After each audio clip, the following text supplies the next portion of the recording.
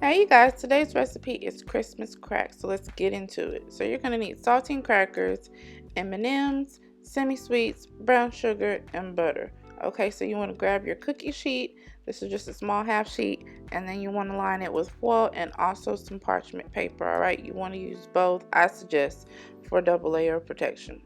Okay, and so then you have to line your parchment paper with the saltine crackers. This was about 28, so one sleeve of these crackers is enough. And then when you get to the edge, you want to cut your crackers in half so you can line the side so you can make sure it's nice and tightly sealed, okay? Alright, and you want to do this first before you go ahead and start making your toppings. So we're going to start with our first layer. So we're going to add our butter in here. Some people call this toffee. It's like a toffee caramel, mixture, something like that. Okay, so all you're going to need is this butter. Once it's melted down, you can go ahead and add your brown sugar. And you want to go ahead and start whisking. Once it starts to bubble up, this takes about 2 or 3 minutes. You can go ahead and remove it.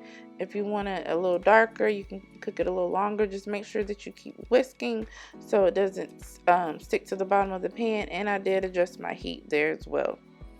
Okay, so once that is finished, you want to go ahead and pour it over your saltine crackers, and then you want to spread it evenly. And after we pour it, we're going to go ahead and spread it evenly. We're going to go ahead and put it in the oven for a few minutes just to make sure we get that candy nice and baked into these crackers. So just take a spoon, or you can also use a spreader. I'm about practicalness, so everybody typically has a spoon. So just grab a spoon if you don't have a spreader or anything else, and just do it like so. Okay, and then after you've done that, here is how it looks. Okay, we popped it in the oven, and so we take it out and we go ahead and spread our semi-sweets on here. You can also, place your semi-sweets in the microwave and in 30-minute intervals. I'm sorry, in 30-second intervals. Why go through all of that? We can just put your semi-sweets on here, pop them in the oven. Once they start to melt down, I could let mine melt a little bit longer, but you get the idea. Once they melt down, you want to go ahead and also spread your chocolate across your crackers.